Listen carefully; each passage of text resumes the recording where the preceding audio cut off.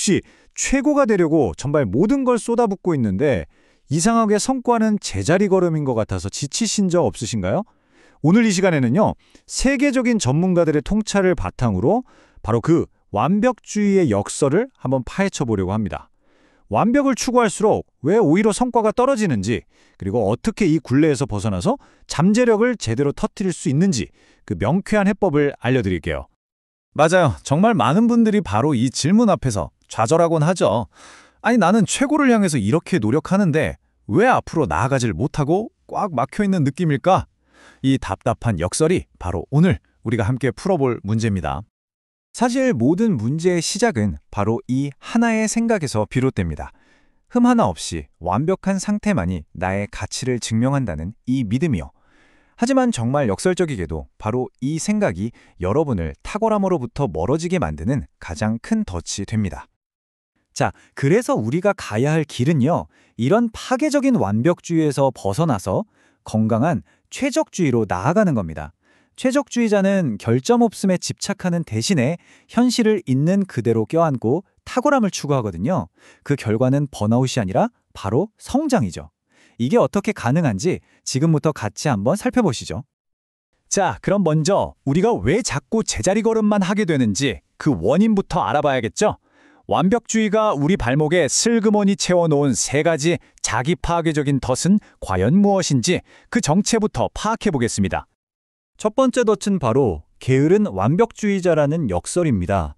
머릿속으로는 에베레스트 산을 10번도 더 올랐는데 실제로는 신발끈도 못 묶고 있는 그런 상황이죠.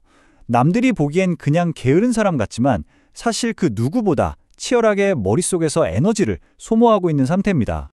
네, 여기 보시는 것처럼 이 마비 상태는 절대 게으름 때문이 아니에요.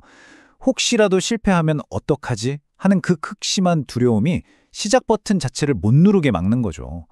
완벽한 계획을 세우느라 모든 정신적 에너지를 다 써버리니까 정작 행동에 옮길 힘은 하나도 남아있지 않게 되는 겁니다. 그리고 두 번째 덫은 더 무서운데요. 99%의 성공조차 완전한 실패처럼 느끼게 만드는 겁니다. 100점이 아니면 그냥 0점. 그 중간은 아예 존재하지 않는 거죠. 이게 바로 그 무서운 전부 아니면 전무라는 흑백 논리가 만들어내는 비극인 거죠. 97%나 성공한 건 눈에 들어오지도 않고 오직 그 3%의 작은 흠에만 집착하면서 스스로를 막 비난하는 거예요.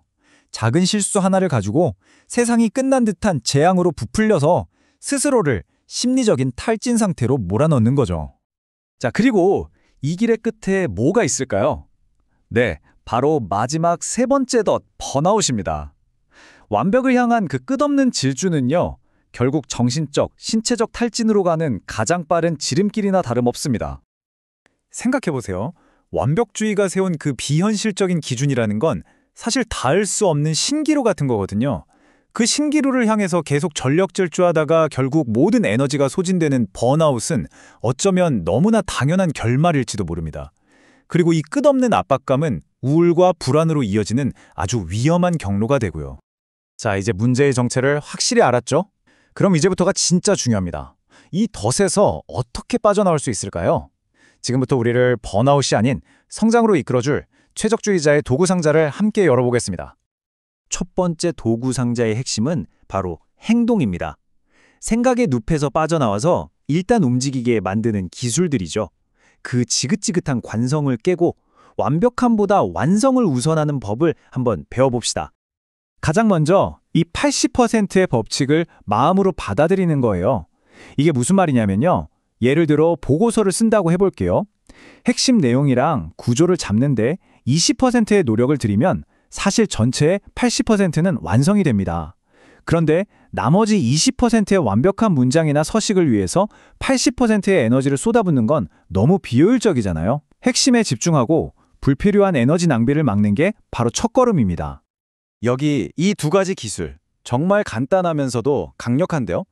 완벽주의자의 가장 큰 적인 생각 과잉을 그냥 건너뛰게 만들어줍니다. 빠르게 실패하기는 일단 질보다 양으로 시작해서 배움을 얻게 하고요. 5초 규칙은 고민할 틈도 없이 그냥 몸을 움직이게 만드는 거죠.